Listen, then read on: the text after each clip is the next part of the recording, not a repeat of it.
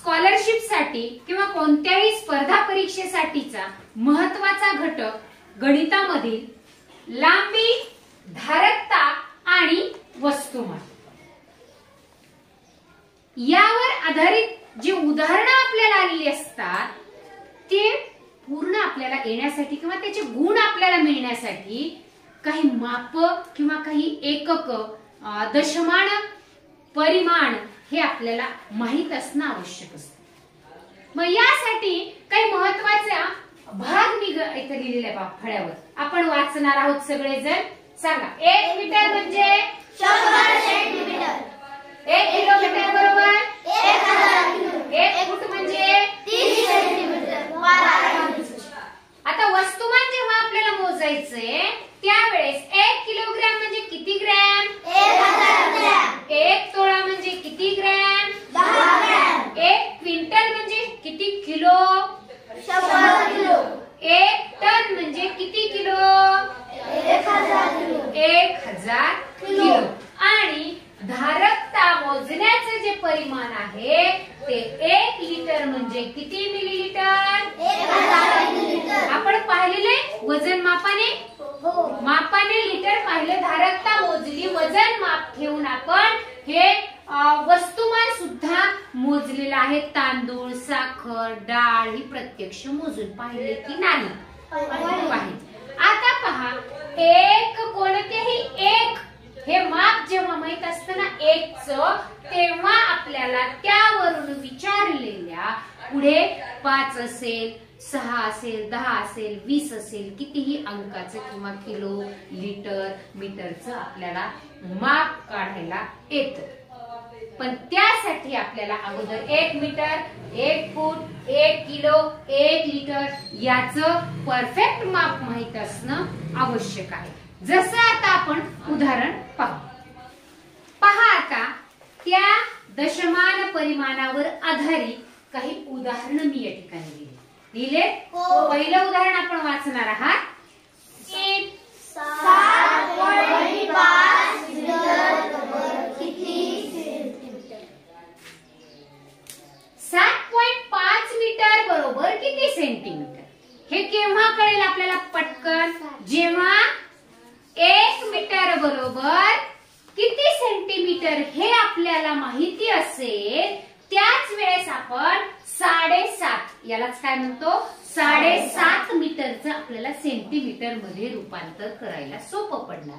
मग आता तुम्ही यापूर्वी आपण लिहिलं होतं, मग त्यासाठी मला सांगा 1 मीटर बरोबर किती सेंटीमीटर? 100 सेंटीमीटर।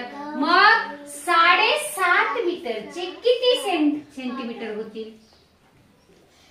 750 सेंटीमीटर होणार आहे। पहा, हे तुम्हाला कसं माहित झालं? 1 मीटरची तुम्हाला जेव्हा किंमत माहित, 1 मीटरचं जेव्हा माप माहित होतं लांबीचं, तेव्हा तुम्ही 7.5 मीटर लांबीचं सेंटीमीटर मध्ये करू शकला। आता दुसरं उदाहरण वाचा। 90 सेंटीमीटर किती फूट? आता यासाठी तुम्हाला काय माहिती असायला हवं बरं? किती 90 सेंटीमीटर म्हणजे किती फूट? मग मी फूट विषयी यापूर्वी लिहिलं होतं सेंटीमीटर। 1 फूट म्हणजे किती सेंटीमीटर? 30 सेंटीमीटर। 1 फूट म्हणजे 30 सेंटीमीटर। आणि इंचात जर विचारलं तर 12 इंच। 1 फूट म्हणजे दोन्ही पक्क लक्षात ठेवायचं, सेंटीमीटर मध्ये पण आणि इंचात पण। मग 1 फूट म्हणजे किती सेंटीमीटर?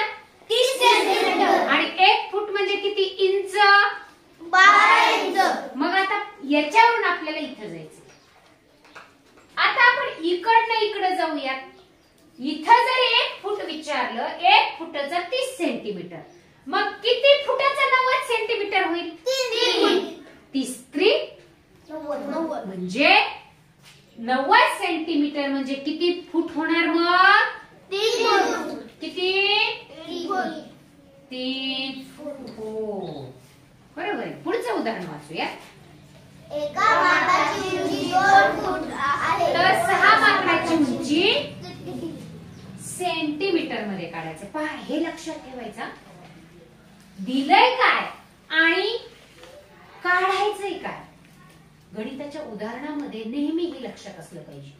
किंवा त्याचं कशात रूपांतर करायचे. जसं इथं दिले उंची फुटात दिली, फुटात दिले आणि उत्तर कशात काढायचे, सेंटीमीटर. हे पक्क लक्षात असलं पाहिजे. तरच आपलं उत्तर येणार आहे, हे अचूक उत्तर असणार आहे. मग आता एका माकडाची उंची 2 फूट दिली, 2 फूट दिलीये आणि उत्तर मात्र सेंटीमीटर मध्ये काढायचं. आधी 1 फूट पाहूयात ना आपण. 1 फुटासाठी किती सेंटीमीटर होतो आत्ताच पाहिजे, 30 सेंटीमीटर. मग 2 फुटाचा किती सेंटीमीटर, 60 सेंटीमीटर. हे पक्क लक्षात ठेवू, 60 सेंटीमीटर. म्हणजे एका माकडाची उंची सेंटीमीटर म्हणजे किती सेंटीमीटर झाली, 60. एक माकड 60 सेंटीमीटरचं उंचीच झालं. आता आपलं उत्तराचं काम सोपं झालं. आपण याला फुटाचं सेंटीमीटर करून घेतलं ना. आता येणारं उत्तर आपल्याला कशात काढायचे, सेंटीमीटर मध्येच काढायचे. आता काम सोपं झालं. डायरेक्ट आपल्याला गोंधळात पडल्यासारखं होतं.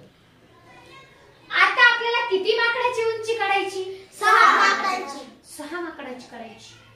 जर यांनी विचारलं, पहा आणखी दुसरा प्रश्न येऊ शकतो यावर आधारित. एका माकडाची उंची 2 फूट, तर 6 माकडाची उंची किती फूट. दिलंय फूट मध्ये, विचारलंय फूट मध्ये. त्यावेळेस आपल्याला 2 गुणिले 6 साईडने 12 फूट उंची झाली असती.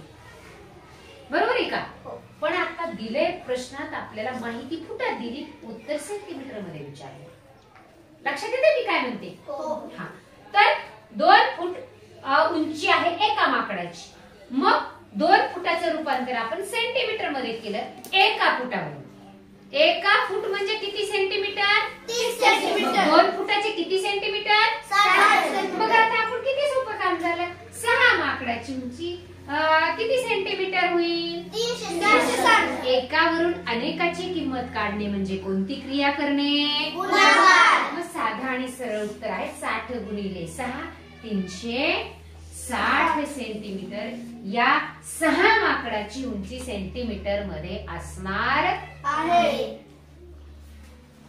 प्रश्नात दिलंय काय आणि उत्तर तुम्हाला कशात काढायचे हे लक्षात आलं पाहिजे. पहा, पुढचं बघूया. 3 वाचा 3 किलोग्रॅम म्हणजे किती ग्रॅम. डायरेक्ट 3 किलोग्रॅमचं उत्तर घ्यायला सोपं पडेल का 1 किलोग्रॅमचं अगोदर. 1 किलोग्रॅम. मग 1 किलोग्रॅम म्हणजे किती हजार ग्रॅम, 1000 ग्रॅम. मग 3 किलोग्रॅमचे किती ग्रॅम होतील, 3000 ग्रॅम. बरोबर आहे. आता लिटर भारतीयवर आधारित एक उदाहरण आपण या दिलेल्या माहितीवरून तयार करू. काय काय माहिती दिली. 30 दिवस दूध.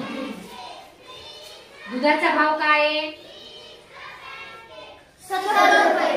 1 लिटरचा भाव काय आहे, 70 रुपये. तर मग एकूण किती लिटर दूध आपण घेतो. आपणच आपल्या घरचं उदाहरण घेऊया. आपण 30 दिवस दूध घेतले. नोव्हेंबर महिन्यामध्ये 30 दिवस, कारण आपल्याला माहिती नोव्हेंबर मध्ये महिन्यात किती दिवस येतात, 30. आपण जर नेहमीच मोजतो. आपल्याला माहितीये वरचे दिवस हे 31 असतात आणि खड्ड्यामधले दिवस 30 असतात. किंवा 28.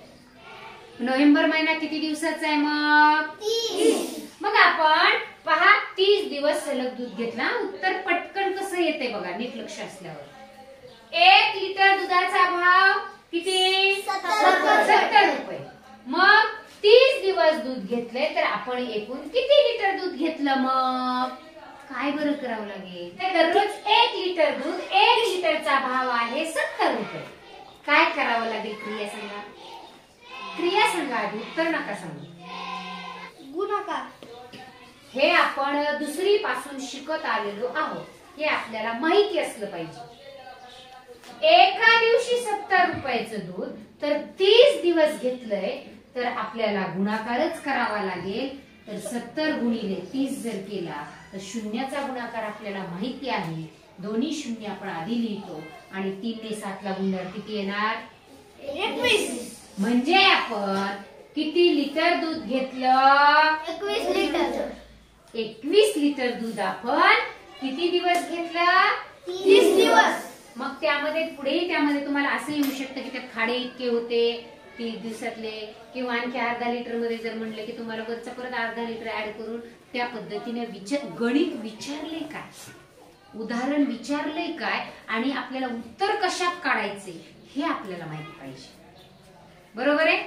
तरच आपल्याला दिलंय काय, काढायचं काय हे लक्षात आलं की आपण अगदी सहजपणे अचूक उत्तरापर्यंत पोहोचतो, आणि त्याच पद्धतीनं आपलं उत्तर सुद्धा अचूक येतं, आणि आपल्याला काय होतात, त्या प्रश्नाचे अचूक किती गुण मिळतात? 2. छान. यावरच आधारित आपला आपण लांबी, वस्तुमान आणि धारकता हा स्वाध्याय आपण सोडून पूर्ण करणार. हो. छान.